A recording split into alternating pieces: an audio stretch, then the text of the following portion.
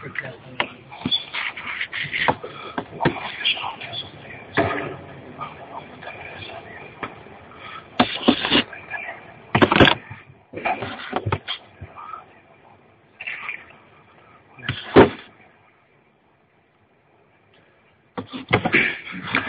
بالله من الشيطان الرجيم بسم الله الرحمن الرحيم الحمد لله رب العالمين والعاقبة للمتقين والصلاة والسلام على رسولنا محمد وعلى آله وأصحابه أجمعين أما بعد السلام عليكم ورحمة الله وبركاته Hormatly musulman doganlar, Allah'ın tebarek ve taala sizin ediyen barça ibadetlerinizi, dua dileklerinizi özleri yanına kabul eyler.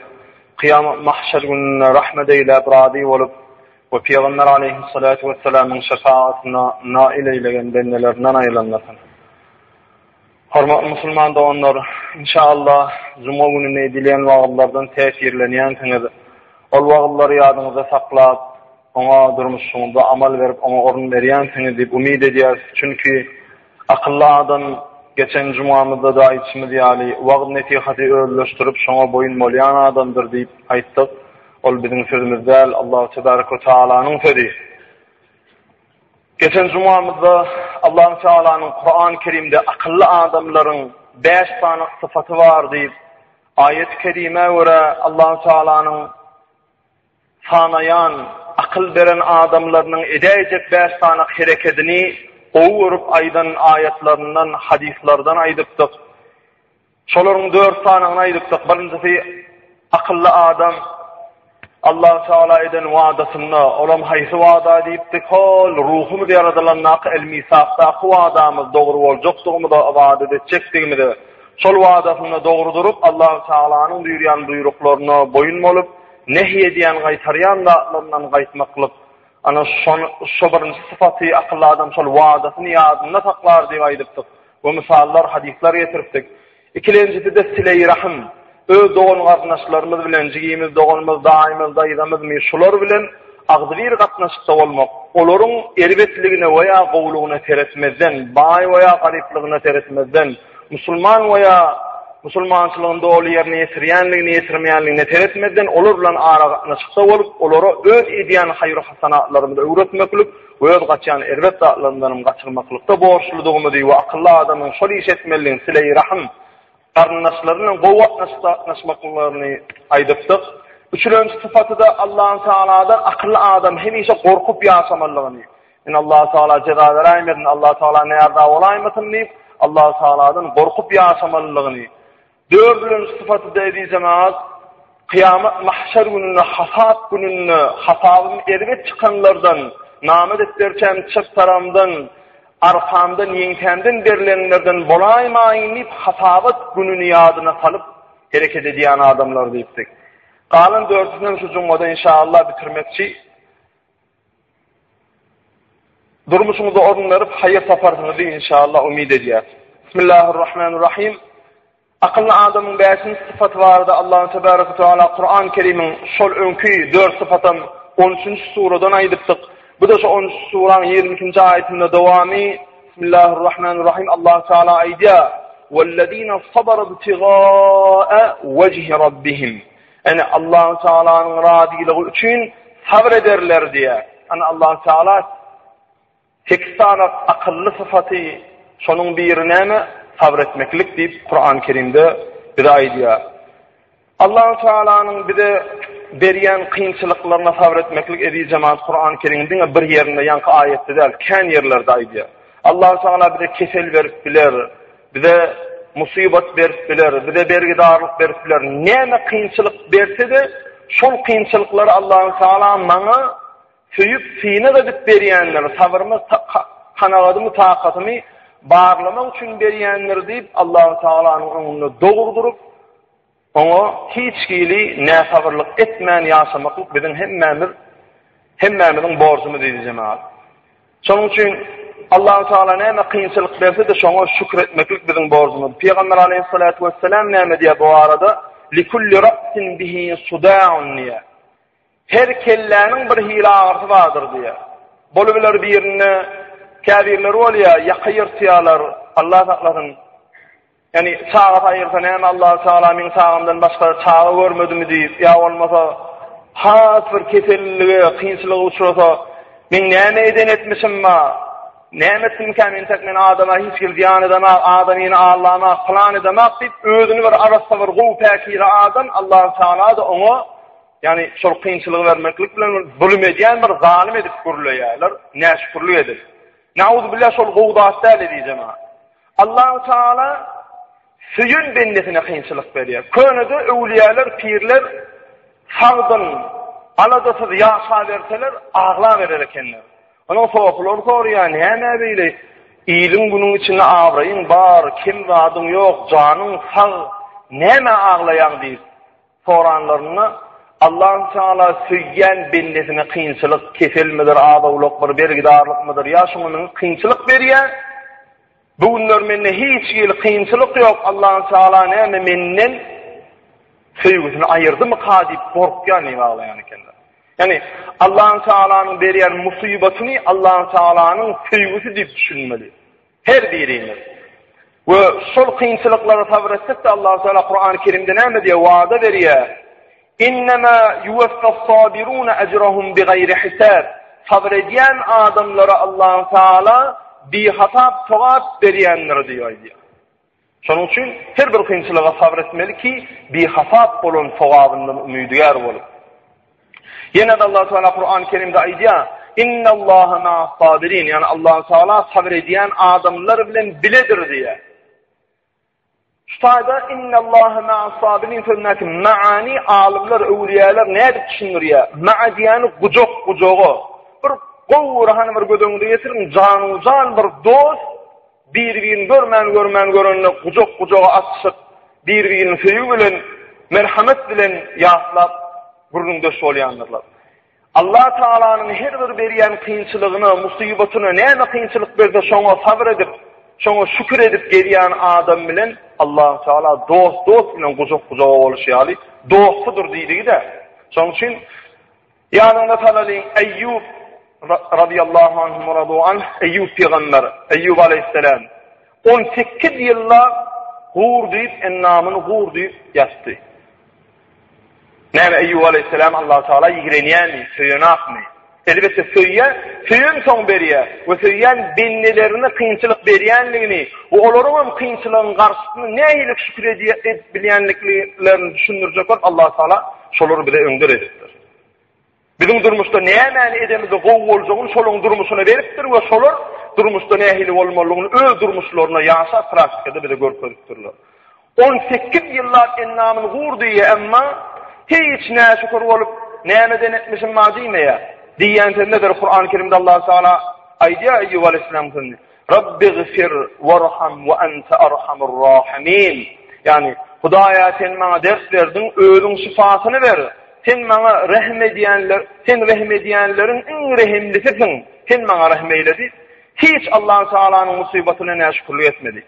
Sabr etdi. 18 ýyl geçenden soň Allah Taala bir suw çykartdy. Ennamyň bar gurduny yarasyny bitirdi. İkinji bir suw çykardy ýerden, ol suwa düşende Eyyub aleyhisselam nurlandy. Näme netijesinde bardy şoňa? Allah Taala'nın beren şol kynçylygyny, keteline sabr edip, şükür edip ýetdi. Şol Eyyub aleyhisselamdan biziň almaly tälimimiz näme? Allah Taala'nın beren kynçylygyna sabr etmeklik, şükür etmeklik. Masumlar tamamda diýär, ençeýil Eyyub tenin gurtlar ip yattılar, el ayağını bağlayıp Yunus'u derya attılar. Ýa-ni şeýle Yunus aleyhisselamyň riwayatyny gurrun berdik. Ol gemide bir adam artyk bolup, bir adamyny aýyrmaly boldular. Şun bir adam aýrylmasa geminiň üstünden gemi batýady. Şonda Yunus aleyhisselam meýilli boldy, kärowayta meýilli bolmasa da elini aýagyndan suwa atdylar. Allah Taala derhal suwa düşmäke, suwun içine düşmäke bir balygy ýutmaklygy buyurdy. Ol balygyň içine düşdi. O näçe günne balygyň içinde näşükür bolmady Yunus aleyhisselam. Gaýta özüni günäkär tutup, näme? Yunus aleyhisselam Allah'a şükür edip sabr edip bu da geçer, Allah Taala'nın berýän kynçylygydyr bu diýip Allah'a sabr etdi. Ve eden duası da la ilahe illa ente subhaneke. inni kuntu minez-zalimin. Allah övdi. Allah birdir, ondan başka ilah yoktur. Ve Allah'ı her yıl nofanlıklardan təkbileyerin. Men hakikatten özüme zulmedenlerden bolum, yani günah işedenlerden bolum deyip özünü günahkar edip sabretti de gezdi. Şu bağlının içine ibadet etti de Allah'a dua etti de zikretti de gelirdi. Ve günyelli Yunus Aleyhisselam'ın sabrının neticesinde Yunus Aleyhisselam deryan daşına çıktı. Bağlının içinden daşına çıktı ve cennet ile buluşlanıldı. Ne diyeceğim abi? Bağlının içinde Yunus nice subhanu kat geçti diye masumla tanıdı. Son yani birden bağlının içinde değil, şu durmuştu açık meydanına, arasında hovada bir kıyınçılığımız başımızda var olsa, son kıyınçılığın karşısında ne şükür olmalılar. Sine diyen mazamız bizim durmuşumuzda narkomanlık, neşet erişteleri ken oğlanı yaktı, ken gıyılları yaktı. Sol zatların hemmeti sabırsızlıktan, şükürsüzlükten yerlediği zaman. Köp %80'i şu ağzadayı oğlandan %80'i bilen gurrundaş olayan olayın, ay feyulfin alıbilmeyenler, ezet kakad vaatından iyi ölüptür, ya sağat ayrılıptır, ya ağat ayrılıptır, ay kıyınçılığım madi, kellem çıdan aktı. Yani durmuşta bir zattan yan yadı, çilime başlaya, arağa başlaya, ondasından ama onun adamini bir perva edip şeytan terbiyeyle şu zatları ne şükrün neticende var yadı ol haramdadı.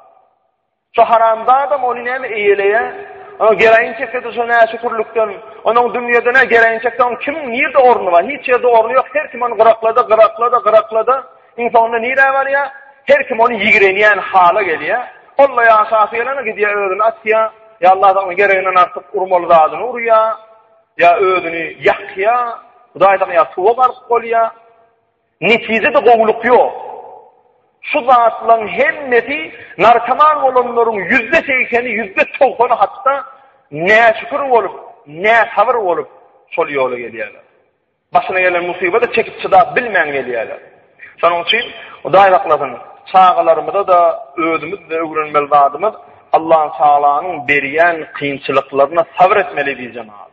Allah-u Teala Kur'an-ı Kerim'de aydiyor, sizin malınızda, sizin hatırınızda bir kıyınçılık verip onu adaldıp oya ona bir bankrot diye kıyınçılıkları verip sizi fiine diye diye.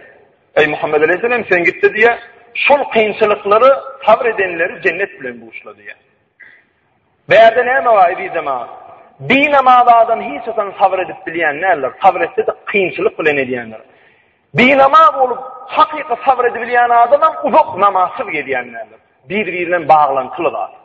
Allah'a olan iman kalbinde coşmadık adama sabır diyen ve kıyın ediyenler. Ve kalbi Allah'a olan imanın sevgiden doğru adama da bir namaz gezmek kıyın ediyenler. Son hiç açaniyattan çıkarmana diyeceğim abi.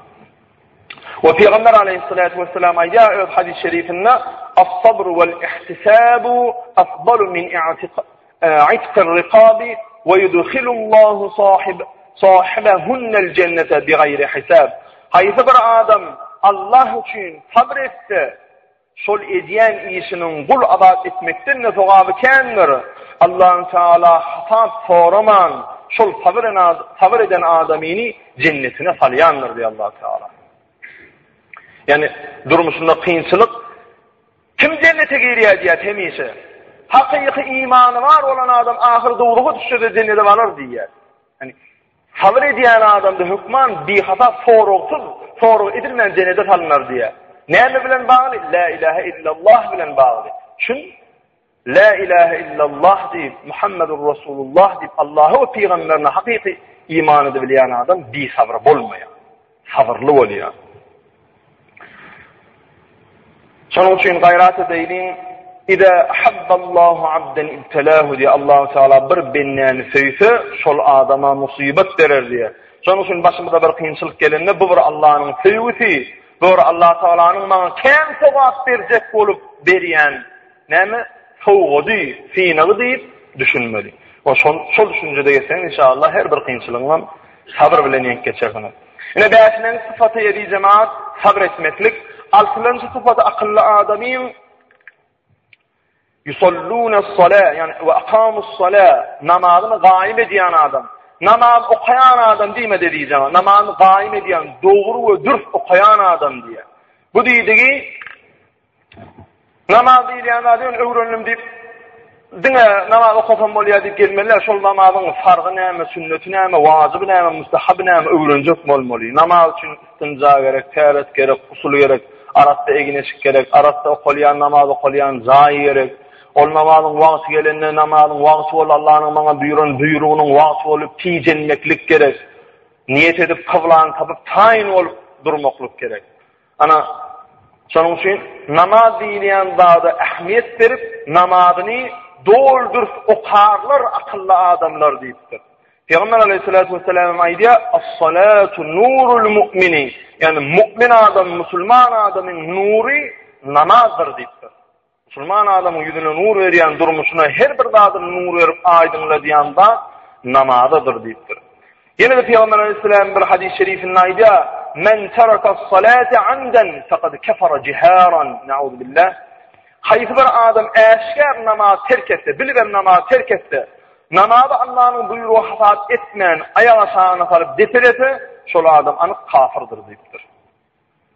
Yani namaz okumayan adam, emin namaz okumaly bolýan, şu namazy başlamakda özüni günäkär duýanak käbir adamlar bolýar.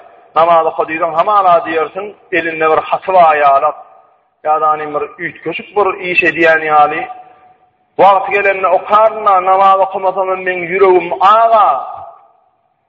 Şu namaz okuman men ýüregim as diýen adamlar bir misal barda.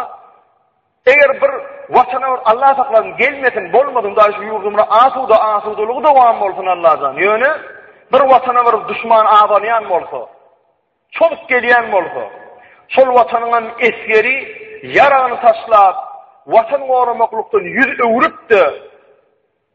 Düşman bolýar gelýär, düşman basyp ne diýjek, namysyny diýjek, dinini diýjek. Bular men watany söýýän, watan üçin janymy oýmana taýin edip, men watany söýýän diýip gurlap, özüm yarany taşlap watan gollugyny gulluk etmese, watany goramasa, şol adamyň watany söýýän diýen söýgüsine anan bolarmy diýjem. Hiç inan bolmaz. Bu da aynen şonun ýalydy. Men Allahyň söýýän namaz okumasam men ýüregim ak diýip namaz okamayan adamlaryň ýeke sözüm dogry däl diýjem. Yalançydyr, kezzapdyr. Näme üçin? Şun men ýüregim ak diýen adam ol ýürek ak bolmaklygy üçin öwwelen iman gerek.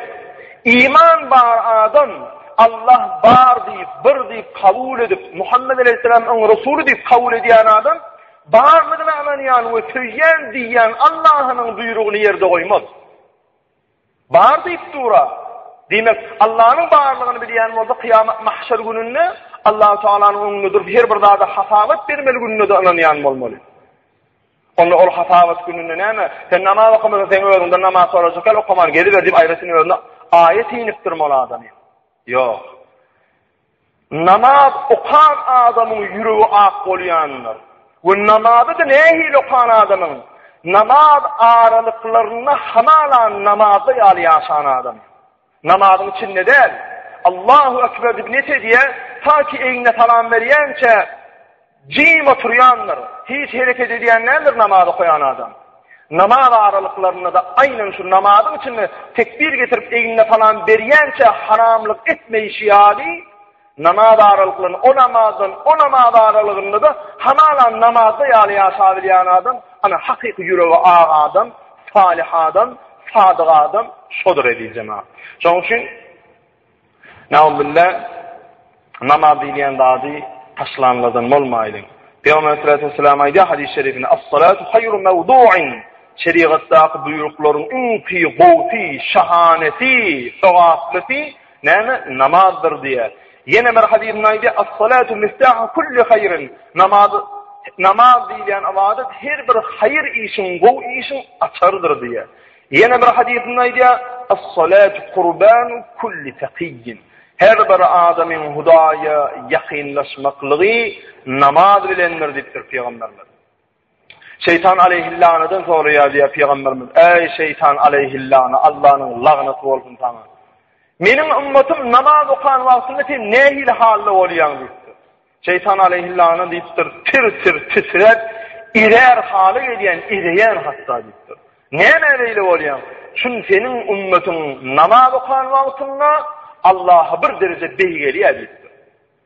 Mümin musulman adam secde eden wagtynda Allah bilen arasynda hiç il perde galyan däldir diýjem.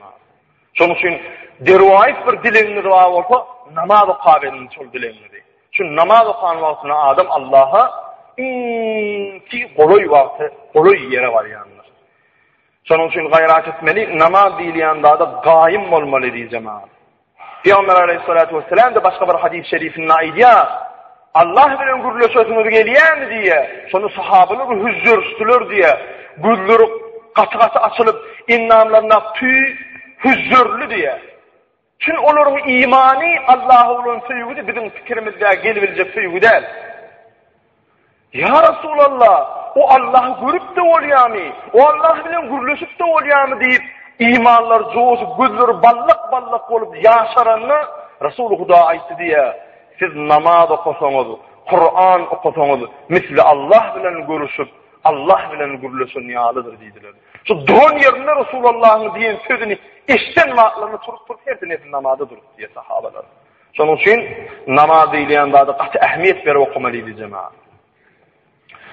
Peygamber aleyhissalatu vesselam ýene bir hadis-i şerifinde aýdýan namaz bar. As-salatu fil mescidil jami' ta'dilu faridatu hajjatan مبرورة والنافلة كحجة عمرة متقبلة وفضلت الصلاة في المسجد الجامع على ما سواهم من المسجد ب500 الصلاة. Yani Cuma namazı okulyan mescide gelip okulun farz namazını soğavi göya farz hacı eden soğavi yalıdır bittir. Yani Cuma namazı okulyan mescide gelip farz namazını okudu hac farzını yerine yetereğine alsa o avadır deyiptir. Farzdan başka sünnet namazlarını okusa onunla ol göğe umra hac eden yalak soğavalar deyiptir. Cuma namazı okuyan mescidde okulan bir rekat namazını soğavi başka yerdeki Cuma namazı okulmayan mescidlerde 500 rekat namazı okuyan yalak soğavı vardır deyiptir. Son için evi cemaat Cuma namazı okuyan hemme mescidlerinde daşmış Cuma namazları okuyan şu Cuma namazları okuyan mescidlerde Tuğremeden Osman el mescidlerine doğru edeceğim. Allah da önüne köp olup geliyorlar. Vakit namazlarını çeyip gelip oluyorlar. Vakit namazlarını atıp derleyen sokağın köptüğün hemmemiz biliyor. Yani kıynayan Cuma namazı hemmemiz Allah'ın buyruğu deyip geldiniz. Doğulup mescidin namazı okuyatıyor. Cuma namazlarından başka günler, başka namazlar da şu Cuma'ya farz. Doğru Cuma bir cemleşmeklik yok, ağdaydı oturuyorum. Yani vakit namazlarında da mescitler doğulur çok oluyor diyeceğim abi. Sonra ulu sevaplar vardır, hele de Cuma okuyan namazları, mescitleri. Peygamber aleyhissalatu vesselam yine de bir hadis-i şerifinin aydiya, "Eksiru minel ma'arifi" yani tanışı köpöldün deyiptir. Cuma namazına gelmekle el-cum'atu haccul usbu'un yani Cuma namazı heptanın hacıdır. Heptanın hacı usbun deyip Cuma namazlara gidip kən Müslüman adamları tanışmalı, qovvatlaşıklarda olmalı. El-cum'atu haccul fuqara'i yani Cuma namazı Müslüman fakir adamın, garip adamın, hacca gidip bilmeyen adamın, hacca gitmeyen mümkünsülük olmadığı adamın ne? Cuma namazı hacıdır deyiptir. Cuma namazına gitti mi, şol adam hacca gidip geleneyen sevabı vardır diye. Peygamber aleyhissalatu vesselam yine bir hadis-i şerifinde aydiya, "Tasafahu yuzhibul gille min kulubikum." Müslüman doğununuzu bilen görüşün, yüreğinizden kineni ayırar deyiptir. O da Hasan Valiya, Müslüman adamla görüşüp, kucaklaşıp, Cuma mübarek olsun deyip, o geçen Cuma'dan beri aralıkta bir güne değişen vardan ondan radiyleşmeklik, ullukan bir fakat. Son Cuma günleri yarışsak olun, Cuma günleri birbirini görüşün, o tabi Müslüman doğanlarla tanışın deyiptir. Ne diyeceğim abi? Beşinin sıfatı tavır etmeklik, altıların sıfatı da namazını gaim okumak, hele de Cuma günleri namazında ders durmaklık. Yedilen sıfatı edeceğim abi Müslüman adamın, وَاَنْفَقُوا مِمَّا رَزَقْنَاهُمْ سِرًّا وَعَلَانِيَّةً yani akıllı adamlar öz mallarından nafaka ederler diye. Allah Teala bizim bedenimizde vazife koyuşu aleyhi cemaat malımızda mülkümüzde de vazife koyuyor. Sol malımızdan çağlarımızdan harcını vermeliğimizden yatlat durmalı. Nafaka değil yani aleyhi cemaat iki ayrılı. İnfakun vacibetun ve infakun mendubetun. Yani vacip olan nafaka ve mendub olan, müstehab olan nafaka. O da vacip olan nafaka bir yani zaman fitre vermek, zekat vermek, ama kurban hacın kesmek şul vacip olan nafaka. Hukman edeymen nafakalar. Ve öz çağalarına, ayalına, cigine, doğanına, öz ehlinde, elinde tapılyan, mehreminde tapılyan adamına, çağalarına, gıyırlarına, oğullarına iyidirmeklik, içirmeklik, ava. Öçürün şonu edeceğim ha. Şoları iyidirmeklik, içirmeklik, onların giyeceğini verip durmaklık, favolgosunu verip durmaklık, nafaka soğaktır edeceğim ha. Peygamber Aleyhisselatü Vesselam hadis-i şerifinin aydiya, ما أنفق الرجل في بيته وأهله وولده وخدمه فهو له صدقة. Bir adamın diye Peygamber Aleyhisselatü Vesselam bir adamın uyunu, ayalına, çağalarına, doğunlarına, karnınaşlarına iyidiren, içiren, giydiren dağıtlarının hemmeti sadakadır deyiptir. Hükman yani özgədel, özün külürü, iyidirmek, içirmek, giydirmek, halal yerden sonra nafaka tapık vermek, o da sevaptır deyiptir Peygamber Muhammed Mustafa sallallahu aleyhi ve sellem. Ne diyeceğim? Nafaka yedilen sizin nafaka. Sekizlen sıfatı akıllı adamın diyeceğim. وَيَدْرَعُونَ بِالْحَسَنَةِ السَّيِّئَةِ. Akıllı adamlar günahlarını ibadet bilen ayırayanlarlar deyiptir. Yani akıllı adam günah işlerinden tövbe etti mi hemen men şonçu eden günah işlerimin karşılığında fogavi iş edeyin deyip Peygamber Aleyhisselam hadis-i şerifinde ne diyor? Fogavi işi köp edin günahlarını diye yakarsınız diyor. Ve günah işinden tövbe eden adamın ilk etmeliği akıllı hareketi neme? Fogavi işi köp etmekliktir. Şol günahlarımın öğüdünde olayım. Fogab bilen onu arttırayın diyeyim. Onu ozdurayın diyemekligidir diyeceğim abi. O Kur'an-ı Kerim'de Allah-u Teala aydiya innel hasenat yudhibne seyyiati. İbadetler günahını ayıryanlar diye Allah-u Teala da Kur'an-ı Kerim'de. Onun için biz kâvr alimlerimin aydiyan dağlarını eğirmeli. Olam neyme? Yedfa'ûnel fuhşe bisselâmi. Bir adam erve sevun sıraysa ol ona yaşsıraydır deyip. O da sevip başarıyar yönü ona ora bolmayar diye. Yani bir adama akıllı adam geçecek da bir adam geliyordan bir adama ervet sevun sözler, ervet dağıtlar aydiyan. Ama o akıllı adam, dana adam, o adama sevun sülen, yumruk bilen cevap vermeyede, bu sözlerle, bu hayır hasanat aydiyan dua dileylerle o adamın ediyen sevincini qaytarğı veriyor. Şol adam akıllı adamın işidir diye. Ama karşısında onu bilen nedir? On ediyen alkışına göre değildir diye. Allah Teala yine de Kur'an-ı Kerim'de aydiya ve izâ hâfadahumul cahilûne kâlû selâme. Yani nadan adamları ervi sıraydanla diye onu esselamu aleykum yağdayın qavmi deyip o getleyer diye. Kim manadaydı ya şunu? Akıllı adam manadaydı. Akıllı adam diye eğer bir nadan adam ona cahil bir fedaysa ervet dağdaysa diye Allah Teala öyleydi o Kur'an-ı Kerim'de. O akıllı adamın verecek sualı esselamu aleykümdür diye. No misal edeceğim ha.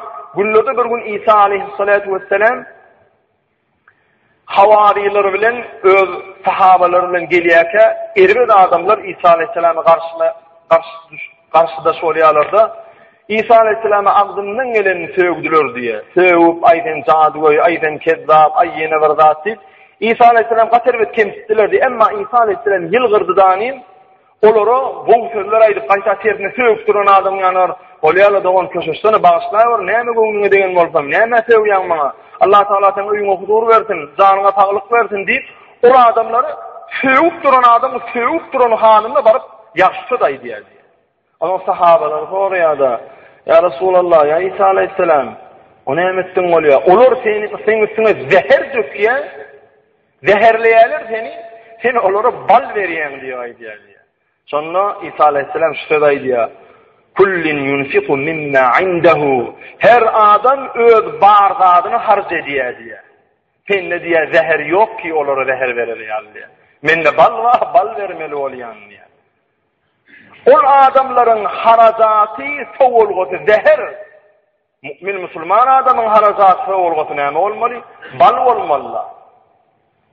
Söz vaylığı, köz ballığı, güvün giyinliği, geçirim, öwliya ýaly geçirimli bolýanlar.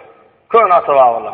Yani öwliyalar nähili? Pirler, ulamalar da şu öwliyalar. Olar durmuşunda geçirimli bolmaklyk bilen öňe aýdypdyk ýene de gaýtalat bereýin. Hatta pir adamın, öwliya ýetişek adamın, o peýgamberleriň haly näme?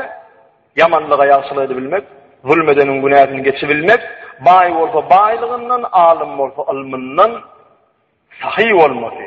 Ana şol zatlar näme? Musulman adamyň bedeýän zatlar. Hazrat Ömer radıyallahu anh näme diýär akylly adamlarda?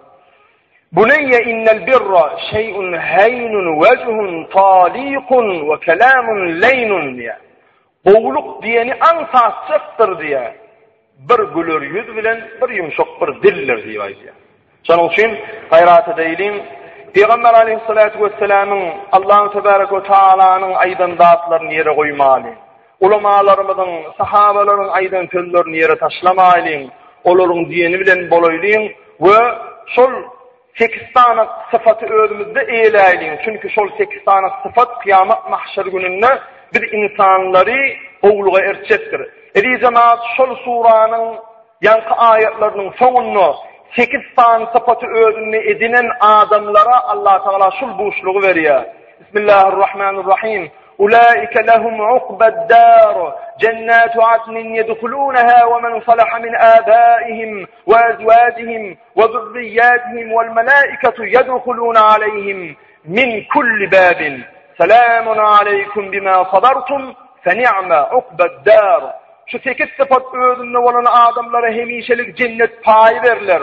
Şol cennete giren adamın ayalına, ayal bolsa erine, oğlu giyidine doğun anlaşılarının hemmesine cennete girin deyilip söz verilecektir. Perişteler olara salam verirler, nehili gowyere gelipsiniz, mübarek olsun diyerler diye. Ana şul sözleri iyi olacak oldu inşallah, şul 8 sıfatın özümüzde, durmuşumuzda amal edeylini diyeceğim abi. Ve ahiru davana elhamdülillahi rabbil alemin. Allahümme salli ala seyyidina Muhammed ve ala alihi ve ashabihi ecma'in. Rahmet. Çünkü